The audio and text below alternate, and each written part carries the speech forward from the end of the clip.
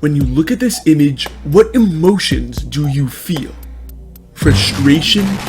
Regret?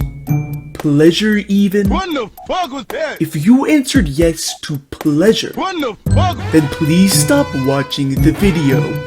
I'm not too comfortable with you so close to me. Hey, back the fuck up, guy! Yeah, that's right.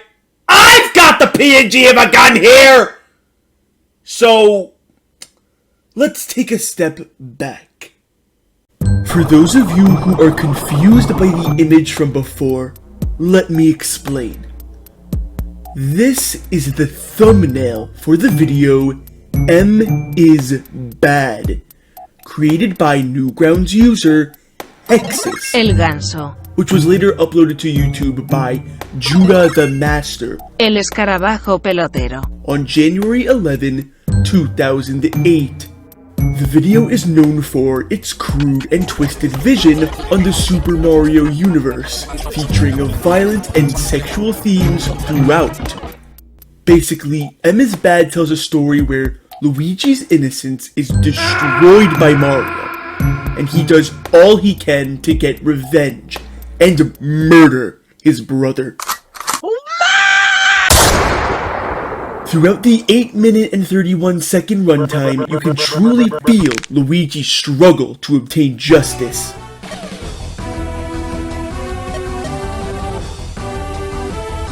In addition to that, we finally get to see just what MatPat meant. Mario's true colors are revealed, and he does not hesitate to retaliate and attempt to cover up his heinous actions. The video has gained quite the reputation for its previously mentioned style of humor, being shunned by viewers for going over the edge in some aspects. However, you have to admit that the 3.5-minute introduction may possibly be a masterpiece in storytelling.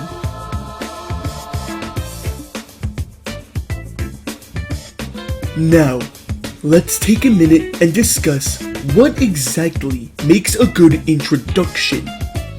For starters, the story's protagonist should be fleshed out so that we can sympathize and root for them. Showing things such as their character traits, motivation, and overall flaws could help bring a protagonist to life. This would likely be true for the antagonist as well, unless the story requires it at a later time. An introduction should also show the themes of a story and give a good amount of world building to hopefully invest the audience in the creator's product. After all, if you're not hooked from the start, then why bother with the rest? So now that we have a proper checklist, I feel we can safely start analyzing the introduction. But first, spoiler warning. Within the first few seconds of the film, we are presented with a fat slab of foreshadowing as the angry son begins to have unwanted intercourse with a clown, similar to Luigi's cruel fate later on. This also prepares us for Hexus's personal style of film, being raunchy and chaotic. But we'll get a better taste of that in a minute. Oh shit! Next, we are brought into the castle, where the varied cast of the Super Mario series have come together to kick back and escape their stressful reality for a while. So you've never had crab chips? Bird. Both heroic and villainous characters are shown here getting along, which does show that Hexus does have at least some humanity, with the gathering symbolizing his stance against things such as racism. At this moment, we bear witness to a life-changing scene. Showing up uninvited, the goddamn Numa guy, iced out in whatever the fuck he's wearing, lets himself be known through a tragic battle cry. Rebelling against society like his idols once have, he is shot down standing. We are then introduced to our protagonist, Luigi. What the Daisy doing? Not before Daisy pulls out a chemical weapon of warfare right in front of Peach. And nobody bats an eye. Yet again, we are shown Hexus's twisted, yet creative, vision of the Super Mario universe, and his complex and unique style as an artist. At last, we are introduced to our protagonist, Luigi. Not before Mr. Stromboli does a little jiggy. Nah, I'm lying. I'm lying! Fucking idiot! That's you! The idiot! Now we are introduced to our protagonist, Luigi. No strings attached this time. We can see from his first moments that he is an energetic fellow getting his shit on, radiating the charisma and innocence of your average housefly. He is the only one who takes notice of Mario, who is shown worn out and sick from the excessive pleasures of a round of Fortnite. That is a controller player! Luigi, being the caring individual he is, offers his brother a helping hand.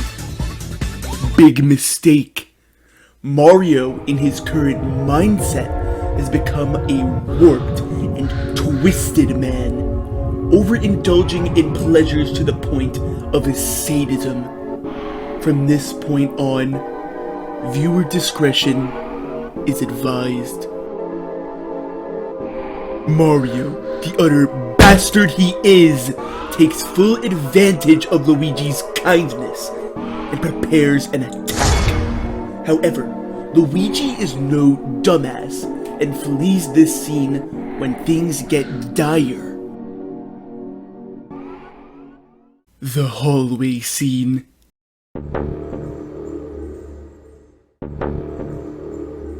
A representation of overwhelming paranoia and crushing despair acts as a gut-wrenching moment that leaves the viewer with a feeling of agonizing tension as Mario relentlessly pursues Luigi. Our hero falls. And what happens next? At this point, the audience has a lot of reasons to root for Luigi and against Mario. This isn't only a conflict against men, but a conflict against a lost society, and how even the best people can be transformed into a defeated man, left utterly traumatized by his scars and willing to commit to anything in hopes of one day reliving those glory days.